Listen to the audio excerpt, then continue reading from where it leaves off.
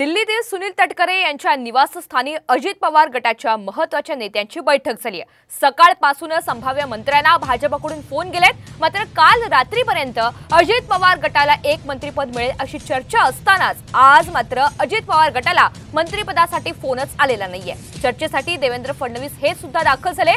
तब्बल 1.5 तास फडणवीस तटकरे यांच्या घरी होते, मात्र 1.5 तासानंतर सुद्धा कुठल्याही निर्णयाविना बैठक संपली आणि फडणवीस रवाना सुद्धा झालेले आहेत। काही वेळानं अजित पवार गटाचे इतर मंत्रीही तटकरेंच्या निवासस्थानावरून निघालेले आहेत।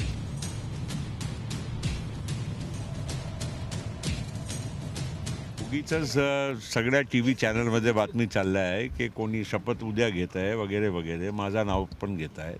आम्हाला कुठलीही सूचना नाही आहे। आम्ही फक्त काल अजितदादा आणि मी त्यांना भेटायला गेलो होतो, त्यावेळीच आम्ही त्यांना सांगितलं की आपण योग्य निर्णय करावा, त्याच्या पलीकडे आमचा कुठलाही बोलणं झालेला